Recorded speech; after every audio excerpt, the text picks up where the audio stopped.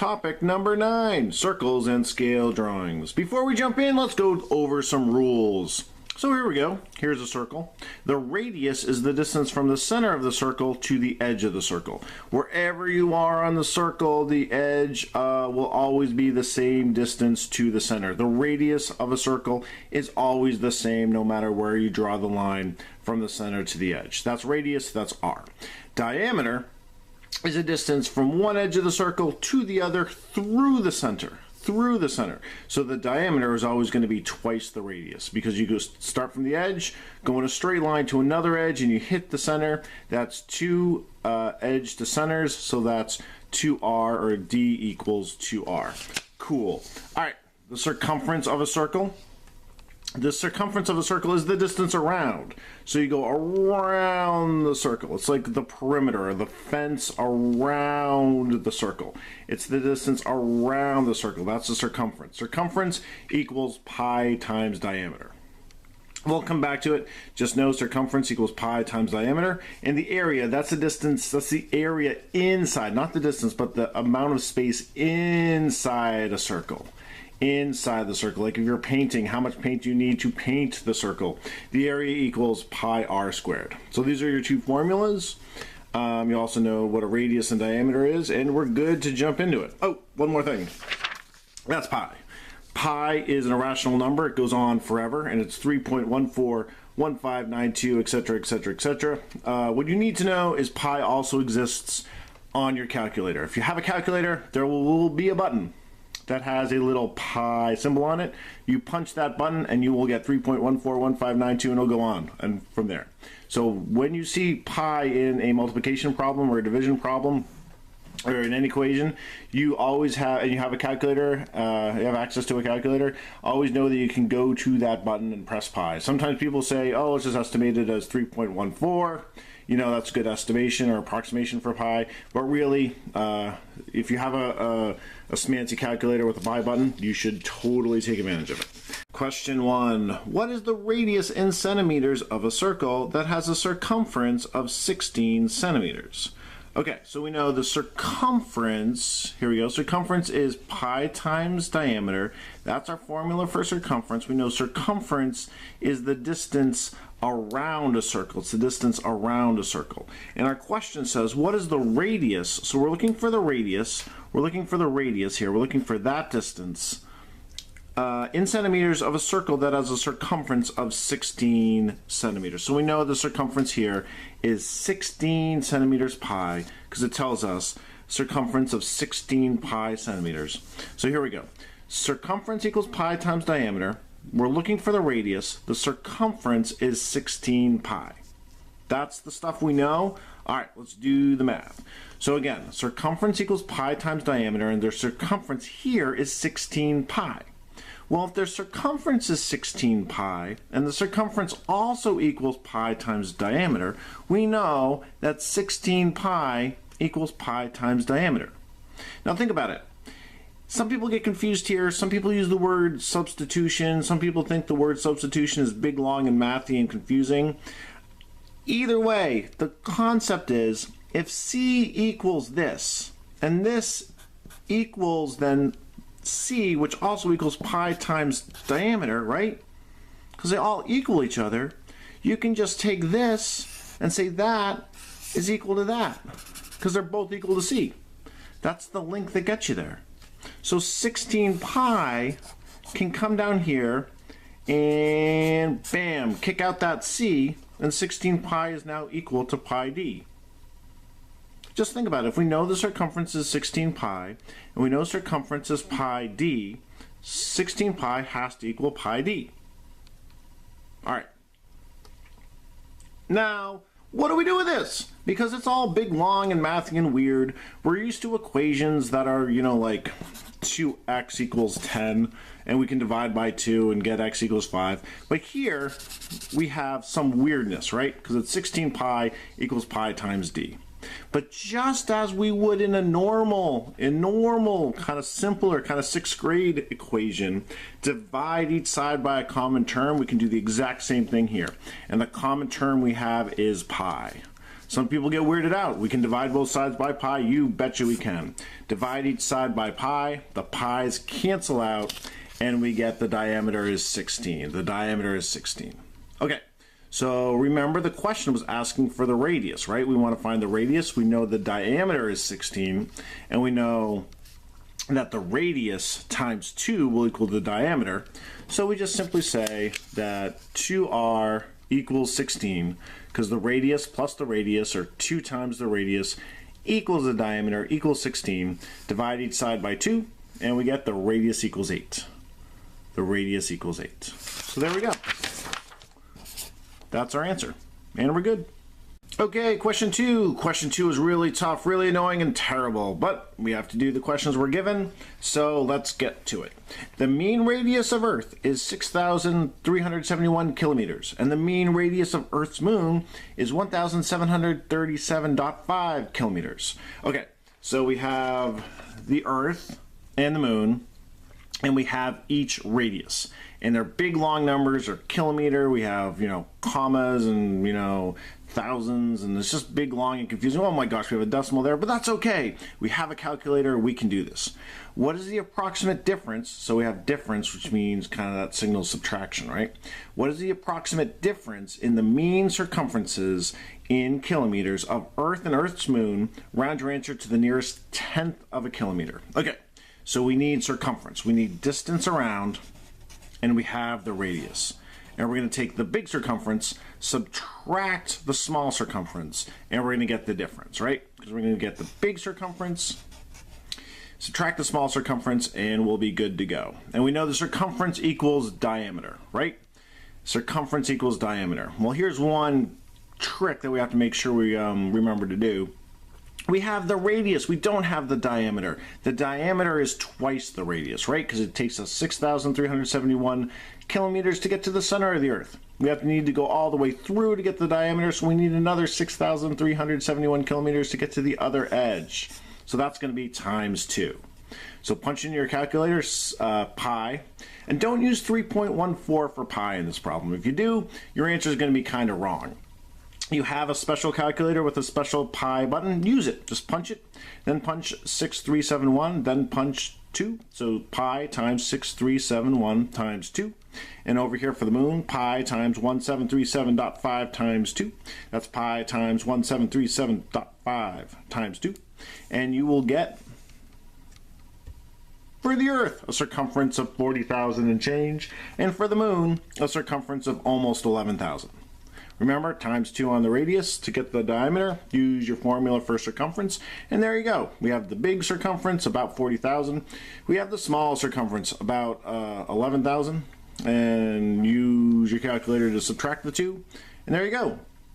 You get your answer of 29,113.14, and we're going to round to the 10th.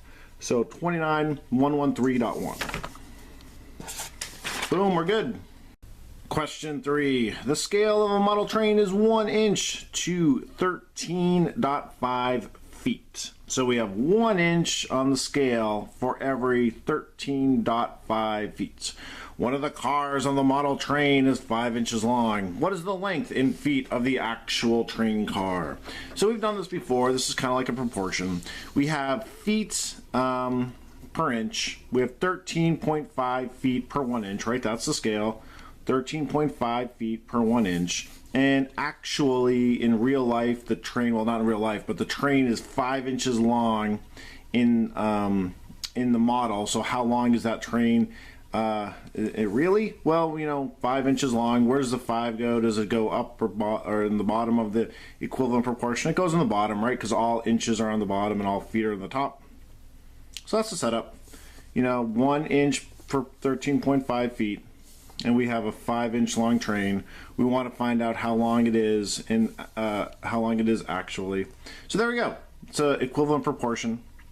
Gotta know it by now. Cross multiplication. 1 times x, and we have 13.5 times 5. 1 times x is just x, so we're good on that side. And 5 times 13.5 is simply 67.5. So it's 67.5 feet long. X is going to be 67.5 feet long. And we're good to go. On to question 4. This is another question not really to get too riled up about. Don't really worry too much about this one. It says the drawing of a building shown below has a scale of 1 inch to 30 feet. What is the actual height in feet of the building? So there we have a scale of 30 feet to 1 inch. We know 1 inch to 30 feet. How actually tall is it going to be if it's 1.25 inches tall on the scale? It's like 1.25 inches.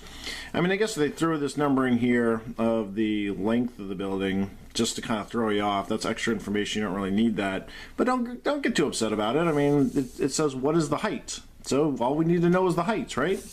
There we go. 30 to 1 is x to 1.25. Where does 1.25 go? Does it go on the bottom or the top? Well, you know, all inches go on the bottom, all feet go on the top, or, you know, inches go on the same upper bottom and feet go on the same upper bottom. It doesn't matter if you inverse this, as long as you inverse the other one the same way.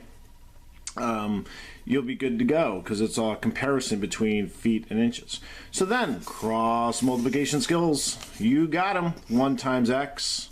It's just going to give you x, so you'd be good to go there. 30 times 1.25.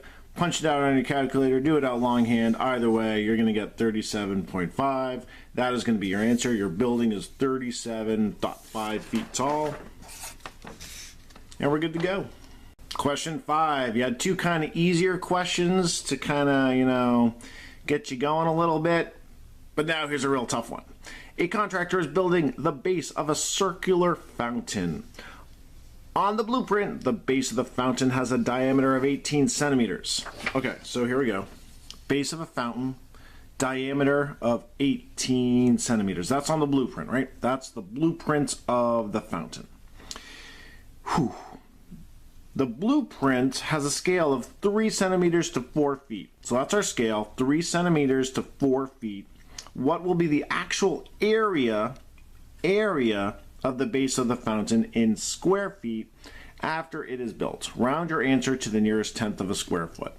Okay, so we're looking for the area of this disc here because this is the base of the fountain. We want to know the area of this disc if the diameter is 18 centimeters and we know the scale is 4 feet to 3 centimeters. Normally scale is given in some number of feet or some number of meters to 1 inch or 1 centimeter. Normally it's given in unit rate. For some reason they try to be extra tricky here in saying that the scale is 3 centimeters to 4 feet. But they give it to you right here, 3 centimeters to 4 feet. And that shouldn't be too scary for us, right? 3 centimeters to 4 feet. Make sure you know which goes where, right? You know that centimeters will always be on the same either upper bottom because it's a comparison to feet. So put centimeters here, and 18 centimeters, which is the diameter, on the bottom for the actual size of the fountain. Then all we have to do, and 4 goes up here, is a little cross multiplication. So 3 times x and 4 times 18 will equal each other. 3 times x and 4 times 18 will equal each other. You have a calculator, so you don't have to waste any energy multiplying it out, but you can do this pretty easily on a piece of paper. 3x equals 72. 3x equals 72. How are we going to solve for x? You got it. We're going to divide each side by 3. So these cancel out. And what do we get when we do 72 divided by 3? We have x equals 24. So what does that mean? What does that mean if x equals 24? Well, if x equals 24, 24 goes in here, right? That means in feet, the actual diameter is going to be 24 or 24 feet. So the actual diameter of this fountain base is going to be 24 feet. But what do we need to know? Remember that number, 24 feet. We don't need to know the diameter. We need to know the area. Ugh, that makes it even tougher. If your area equals pi r squared, remember that was one of our formulas we have to memorize. Area equals pi r squared, and the diameter is 24 feet. How do we do this? Well, it's kind of tricky, right? Because the diameter, the whole diameter is 24. But the formula for area focuses on radius. So we need to know the radius. We need to know how far the radius is. That's going to be how far That's going to be the number we're going to plug into our formula. If the diameter equals 24 feet, how long is the radius? Well, you know, the diameter is 2 times the radius. So if the diameter is 24, 2 times the radius, well, how do we find the radius? Divide each side by 2. That cancels out. We get a radius of 12. And, you know, in all honesty, if we just take a step back, that's pretty simple. If the diameter is 24, each radius is going to be 12, because 12 plus 12 equals 24. Whew.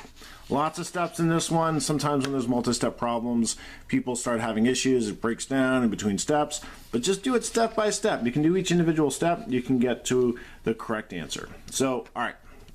Area equals pi r squared.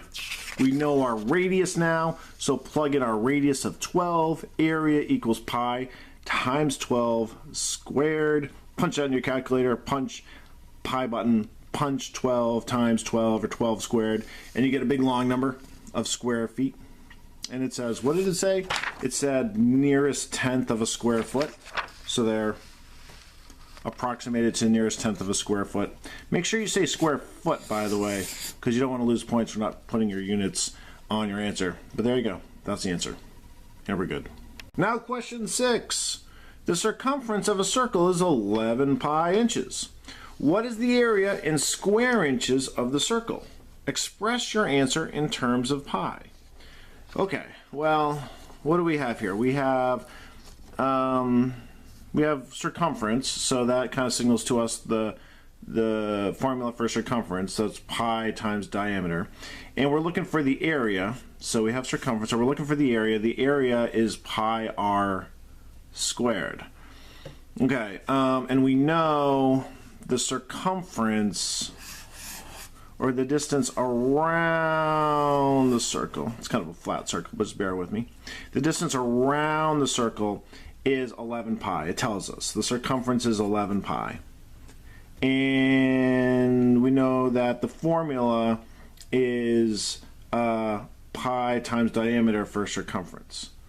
Oh yeah, I remember what to do. We can just divide by pi, right? Because that's good legal math. So we divide by pi, and we get the diameter of 11. So I'm going to draw a little better circle this time. And we're going to say, okay, we have this circle. The diameter is 11.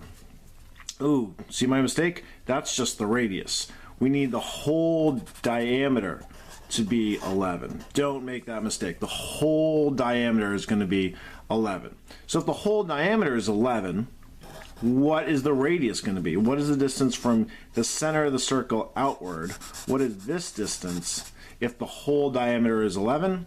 Well, I mean, if you think about it, if you draw it out, it's really helpful. And if you know that 2 times the radius equals the diameter, then you're just going to divide the diameter by 2. So how do we do that? We just divide by 2, and we get a radius of 5.5, which kind of makes sense, right?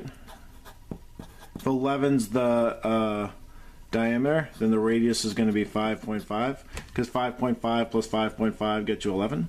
Okay, so we're in good shape thus far, but we have more work to do. We know the radius equals 5.5, and now, as a reminder, we know that the area